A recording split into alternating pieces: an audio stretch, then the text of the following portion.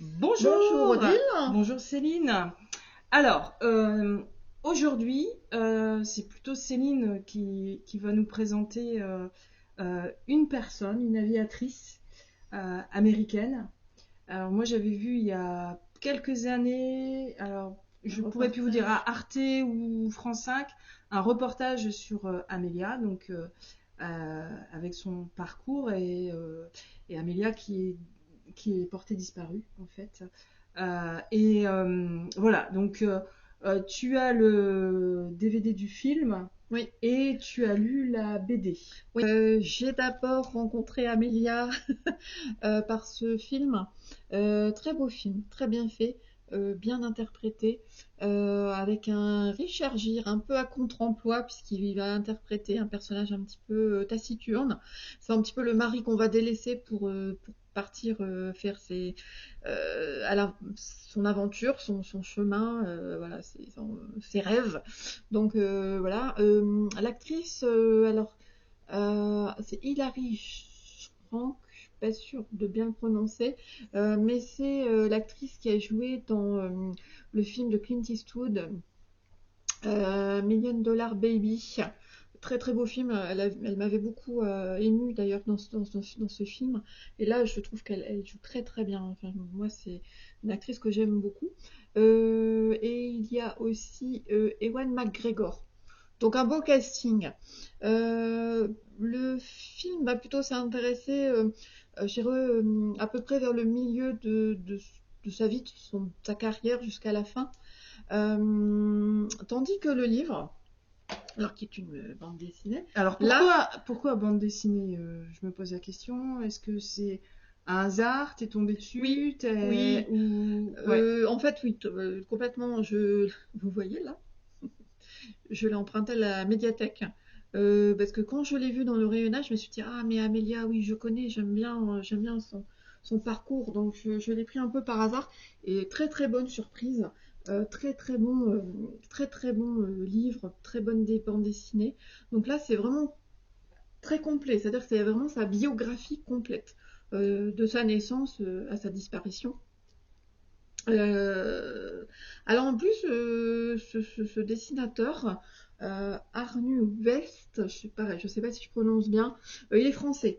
Je précise parce que Amelia Earhart, c'est une jeune américaine. On est dans les années 1920 et Mhm. 1930. Voilà. Et en plus, il est ardéchois. Voilà. Euh, alors, j'ai bien aimé. J'ai appris beaucoup de choses. C'était beaucoup plus complet que le film. Oui, elle a eu un parcours extraordinaire. Puisque très jeune, elle décide d'être pilote. Donc à Mhm. cette époque-là, C'est pas rien. c'est pas commun. Mhm. Et en plus, il y a plein de petites anecdotes assez rigolotes. Par exemple, quand elle annonce à ses parents qu'elle veut devenir pilote, ses parents ne refusent pas, mais ils lui disent mais c'est pas convenable du tout de passer autant de temps avec un homme comme instructeur. Donc du coup, son instructrice sera une femme pilote.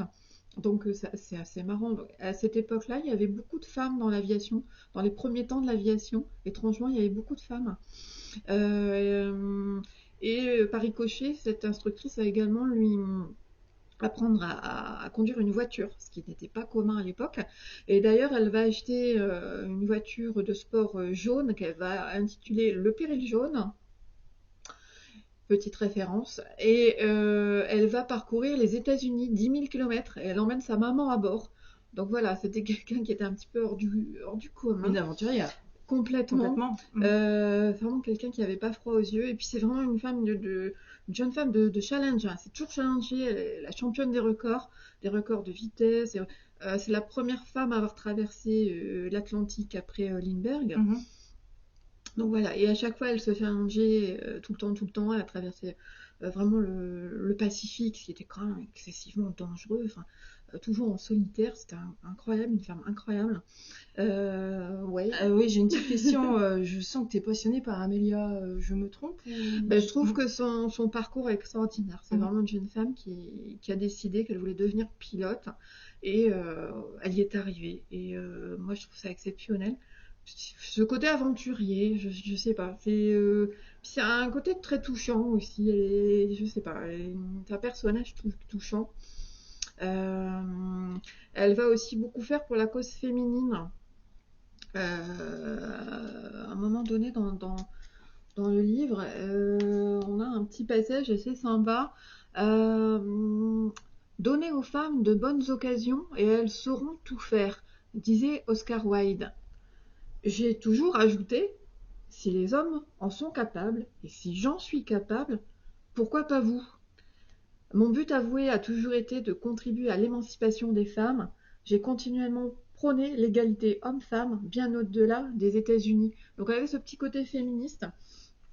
Elle a créé aussi le club des 99.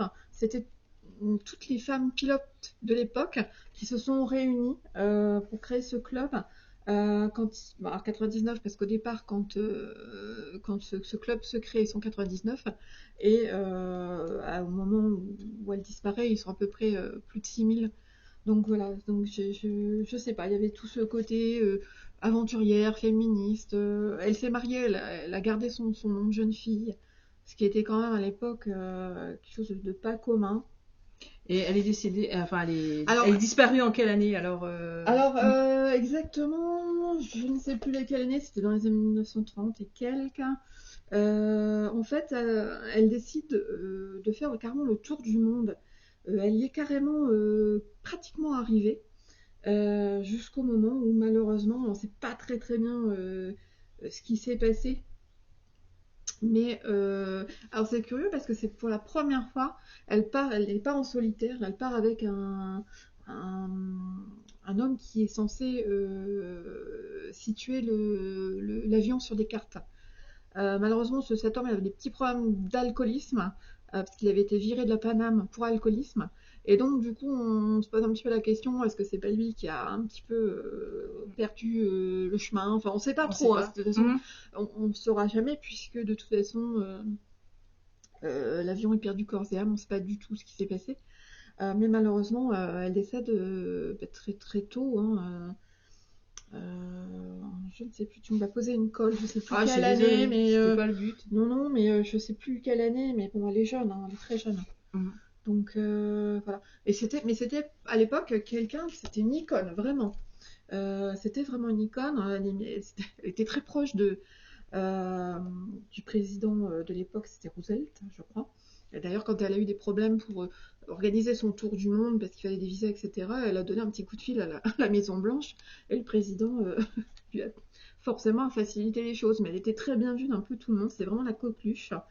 Et puis je voulais vous parler aussi, je trouve, du choix de l'auteur, qui fait un choix un peu particulier de vraiment des très grandes images comme ça. Et je trouve que c'est très agréable à lire. Les dessins sont superbes. Il y a des très beaux moments, je trouve. Alors moi j'ai une petite question, est-ce que c'est plutôt destiné aux enfants Non, ou les adultes peuvent lire? Parce que la BD ça peut être... Alors, c'est plutôt l'inverse. Ça c'est carrément une bande dessinée adulte. D'accord. Ah oui, non, faut pas. Enfin, pour moi, les bandes dessinées il y en a pour enfants, il y en a pour adultes, énormément pour adultes. Ce qui est assez sympa, c'est que ça permet justement quand on n'a pas forcément de livre sur un destin comme ça, ou sur un livre mais que vous n'avez pas forcément envie de lire, mais qui a une bande dessinée, ça permet justement d'aller plus rapidement vers ce destin. Et non, c'est très complet, c'est beaucoup plus complet que ce que j'ai pu voir dans le film. Non, donc les bandes dessinées sont vraiment très très complètes. J'en ai lu pas mal sur des biographies, on apprend énormément de choses. D'accord. C'est pas parce que c'est des bandes dessinées que c'est des petits formats en fait. C'est juste une façon différente de raconter. Par exemple là, vous voyez, pour raconter un petit peu ce qui lui arrive, il met simplement il dessine des objets symboliques et il raconte un petit peu ce qui se passe. Voilà. Donc non, c'est juste une façon un peu plus rapide. Puis il y a des magnifiques. Alors, il fait vraiment le choix de faire des pages entières. Voilà. C'est très aéré, c'est très beau. Regardez.